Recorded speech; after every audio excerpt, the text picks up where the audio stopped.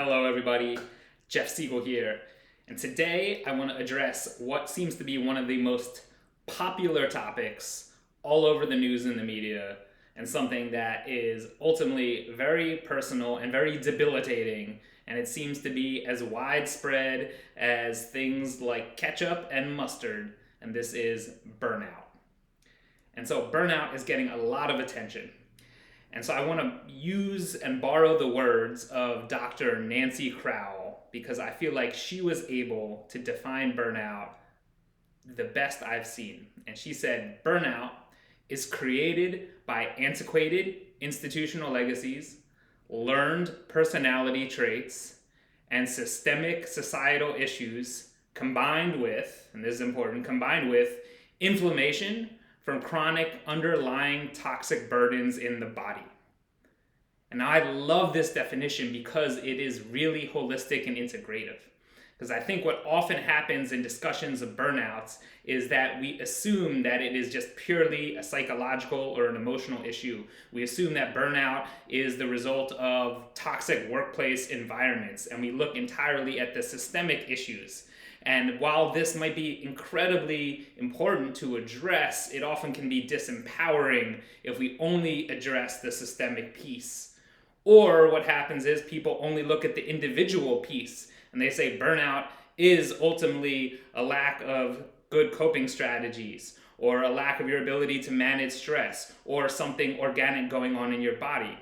And when we only take this individual lens, we miss out on many of the systemic and institutional sources of stress and disease that are impacting us physically, emotionally, psychologically, whether those be things in the workplace that we're facing, things that are legacies of sexism, racism, and other institutional oppression, or whether they're things in our environment that are impacting us, disturbing our natural circadian biorhythms, increasing a toxic burden on our body, or just generally feelings of unsafety because we don't live in a place that is conducive to feeling secure.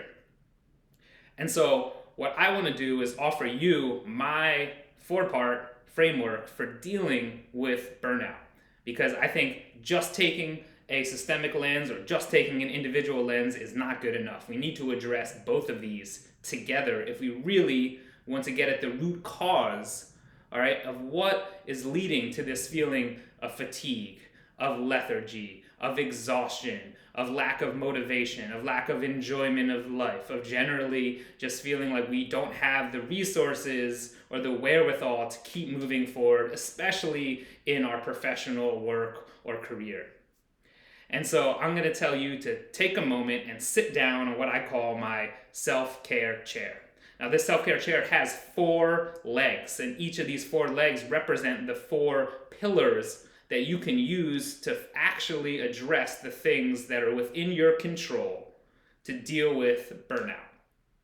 And so what are these 4 legs? All right, they are boundaries, tools, perspectives, and strategies. Now here's the thing. If you knock out any one of these legs, your chair gets a little wobbly, but you can usually manage. But if you lose 2 more of these legs, things come crumbling down, and that's truly when the symptoms of burnout begin to ramp up and our lives really start to take a toll from the many ways in which we're just truly failing to take care of ourselves and protect our vital energy and well-being. So let me walk you through each of these 4 different pillars of the self-care chair. So, number 1, boundaries, right? Prentice Hemphill has the quote that says, boundaries are the distance at which I can feel both connected and protected at the same time. And I love that definition because boundaries are so crucial, all right? And if we have boundaries that are too walled off or opaque, then we're going to be disconnected, and that's not helpful. But if we have boundaries that are too open, too porous, then essentially the boundary disappears, and that's also not helpful. And if you think about boundaries at the level of all of our cells, all right, these are semi-permeable membranes. These are excellent examples of a healthy boundary because what they do is they let in things that are helpful and they keep out things that are harmful. And so we need to do the same thing in our lives, all right? And I think there are 3 crucial boundaries that are important to protect and set for yourself. The first boundary is the boundary in your gut. Yes, this one cell thick lining of your gut ultimately determines what from the outside world ultimately makes it into your blood, into your body, into your cells, into your physical being. This boundary is crucial. And maybe you've heard of something called leaky gut syndrome or intestinal permeability or all sorts of various ways in which your microbiome can lead to dysbiosis, dysregulation. Basically, what we're saying is that the boundary, all right, of your gut has begun to break down, and you are no longer keeping out the things that are toxic, all right, and you are actually letting them in where they can start to cause inflammation and other systemic issues in your body. So healing your gut and addressing that boundary is point number one. Number two, all right, the boundary of what crosses into your headspace. Now, I know we don't have total control of everything that we hear or everything that we see, but we do have a lot of control over the things that we read, the things that we listen to, and then ultimately we have veto power when it comes to the thoughts that show up in our head. So dealing with this boundary is thinking about our information throughput, right? Thinking about what sort of news and other media are we taking in. Again, is this helpful or is this harmful? All right. And a lot of times this isn't a matter of one thing being good or bad. It's often just a matter of amount. We are so overwhelmed with information, so overloaded, right, that this boundary is just getting bombarded. And what we really need is to just pull the plug a little bit, all right, unplug from our devices and our technological world and give our headspace a little bit of a break, protecting that boundary. So then we can actually begin to sift through and deal with some of the ideas and beliefs that are already floating in there. Right? And this is really, really important. And then boundary number three, this is an interpersonal boundary. And typically the things that show up the most are boundaries at work. And especially when we're dealing with something like burnout, which is usually framed within this professional context. Setting boundaries on your work life is so, so vital. Right? Because you want to make sure that nobody is stepping on your toes and you're not stepping on somebody else's toes. Have you clearly delineated what are your tasks and responsibilities? What is somebody else's? Because until you do that, then somebody, all right, especially organizations and company, they're going to keep asking, if not demanding, more from you. And you need to be really, really clear about what is yours to take on, what you have the capacity to do, what is your responsibility to do, and what is not. And you need to be able to have an empowered no, all right, when it comes time to protecting that boundary, to say that this is actually something that is not mine to deal with. All right, and this involves protecting boundaries when you are thinking about the hours in which you're working, all right, versus spending time with family or doing other activities. This is about boundaries around communication, email, Slack, other messages that you might have with your team, with your coworkers, with your boss, right? And this becomes very, very important for you to, again, manage and help regulate your energy. Right? And this isn't about eschewing responsibility, right? This is just about being really clear on the things that you can take on and giving what you can give without over-giving. Because again, when those boundaries become too porous, we end up, all right, losing so much of our energy, putting out more than we actually have. And then we create this energy leak that is not doing us any good. So pillar number one, boundaries. There's more, but we need to set them. We need to protect them. Pillar number two, tools. Now, this is the one that I think most people often think about when they think about self-care. And I often talk about having a self-care toolkit, right? What are the practices that you can do that are going to help restore your energy, going to help you relax, or going to help you rejuvenate? And so tools can be anything from taking a walk outside or spending time in nature, spending some time sitting, contemplating quietly, meditating, doing breath work. All right, exercise is probably one of the most fantastic tools we have at our disposal for helping regulate our bodies, our nervous system, discharging extra energy, filling ourselves back up, doing things that are increasing our strength, our capacity, our resilience. But again, we can overdo any one of these tools. So the tool in and of itself, again, is not good or bad. It is how we are using the tool, ultimately, that is going to make the difference. And so what's important is to think about what tools do you have at your disposal. Many of these tools are free. Some tools cost money. There are courses and devices and subscriptions that you can get that can act as a tool to help you. All right? And the more tools that you have available, the better. However, at the end of the day, we only really need a few good tools. All right, if you could identify 2 or 3 things, and I like to say typically one thing that involves being outside or out in nature, one thing that involves something with your body, physical, that you're doing, and then something that involves other people. All right, once you've covered that basis, if you have a good tool in each one of those buckets that you can rely upon, all right, then those are incredible sources for you to charge yourself back up, for you to protect yourself, all right, against this chronic burnout that is trying to sap our vital energy. And so tools are great, but again, we can't just depend upon tools, and if we over-rely on a single tool, that often becomes its own detriment that is detracting from our well-being. And so we've got our boundaries, we've got our tools. Next come perspectives. Now, what do I mean by perspectives? All right, perspective is when you're looking out on the horizon, what do you see? And if I were to stand 100 miles away and look a different direction, what would I see from there? Often we get locked in our narrow-minded views of the world. All right, and this is just part of being human, and it has to do with how our cognitive apparatus is designed.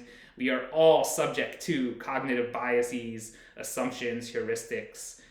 But what we need to do then is to make a deliberate practice of opening ourselves up to new perspectives, to things that we haven't thought of, to seeing things in ways that we might not be used to be seeing, to moving beyond our default interpretation of what is going on. Now, guess what? This is really hard to do on our own, which is why perspectives really benefit from having a coach, a good friend, someone you can talk to, something else, again, that can introduce this third-party perspective in that will help you reframe, ultimately, what is going on for you. All right, and one perspective that I find that is pretty much universally available and almost always helpful, all right, is a perspective of gratitude. When we can zoom out and we can bring in a little bit of gratitude, when we can recognize that there's probably a lot more going right in this moment in our lives than there is necessarily going wrong, when we can recognize that, hey, in the 13-some billion years that this universe has been around, and in the 4-some billion years that this earth has been around, and in the hundreds of thousands of years that humans have been around, and that we're having our one shitty day, and that doesn't mean that this day is not good, all right, hard or not difficult. But it's reframing it in this grander scheme of things where we can begin to depersonalize a little bit. We can see things as temporary or transient. We can take things a little less personally, and we can be grateful for all the good things that we do have. This helps bring in fresh perspectives that often unlocks new energy. All right, because when we get glued to a single perspective, it becomes dangerous for us because we often just blow all our energy out through that, and then we get attached to resentment. We get attached to this victim mindset. All right, we get attached to thinking about things in just one-dimensional, black or white, all or nothing. None of this is particularly helpful. So perspectives is the third important tool in our self-care chair. And now lastly, we have strategies. Now, what is a strategy? A strategy is really just a specific game plan for a specific situation. Now, I like to frame it differently from tactics because tactic gets us more into this sort of battle, antagonistic, success at all costs, competitive mindset. What we are really going for here is being deliberate about how we show up. So if you know that this is going to be a difficult week of work for you, if you know that you have to go in and have a hard conversation with an employee or with your boss, if you know that some event coming up is going to drain a lot of your energy, if you know that there's something going on in your family over the next month that is going to be really more resource demanding than it has been, you can plan for that, right? The beauty of our minds and a lot of our lives is that there's a certain degree of predictability. And when we can know that we're facing adversities, we can create game plans that are going to help us. And so that way, when we're running into these things, we don't just knee-jerk react into these often emotionally reactive ways of being, but we can come into it with a little more intentionality, with a little bit more awareness, with a little bit more choice about how we want to show up. So developing strategies for some of our recurring and or predictable problems is a really helpful tool for dealing with burnout. All right, and this is about having some of these difficult conversations, but doing it in a way where you are honoring your boundaries. All right, doing it in a way where you're using some of your tools, maybe something like breathing practices to help you stay grounded and centered. All right, doing it in a way where you're bringing in the perspectives of saying, hey, I can see, all right, why you might think of it this way, and this is the way I think of it. So we're honoring and validating other people's views, right? And so the strategy can really help build upon the rest of these pillars of our self-care chair and do it in this collaborative, open, caring, ultimately as much of a win-win, solutions-oriented way as we can. Right? So we create strategies that aren't just about us winning and other people losing, but creating a strategy that can really help lift everybody up and move everybody forward, because that's what we're going for here, and that's often what we fail to realize. All right, is that we're all on this ship called Earth, and it is going to sink or float, all right, and we all play a role, all right, in adding or detracting from that. And this starts right now here with the things that you can control by using your tools, your boundaries, your perspectives, and your strategies to help set up yourself as an individual to be as resilient as you possibly can, and then ultimately to go out and to help affect change at the systemic and cultural levels so we can deal with these institutionally oppressive forces, so that we can deal with these toxic workplace environments and these other factors that are contributing to burnout. And so I hope that this framework serves as a good starting place for you to really think about burnout and your own well-being in a more holistic and integrated, a more encompassing way than you have in the past. Because again, we can't really deal with any one of these things in isolation. Everything is connected. The reason that you're waking up feeling either energized or completely exhausted, all right, has not just to do with your diet, but has everything to do with your diet and how your diet is being impacted by the environment in which your food is grown, which is being impacted by how you've been working overtime to afford enough money to pay for the food that you want, but your relationship isn't going well, so you've been getting in fights over what you should be eating, and that's disturbing your sleep more, because then you keep thinking about work for hours and hours and hours, and at the end of the day, all of this just crashes in and disrupts us. Or disrupts our hormones, disrupts our gut, disrupts our mind, and ultimately our hearts start to feel a little less full and a little less excited about being alive. And we don't want that. That's not what I want for you, and I'm assuming that's not what you want for yourself. So until next time, Jeff Siegel here. I want you to breathe, smile, and use your self-care chair to protect, all right, and inoculate yourself from burnout.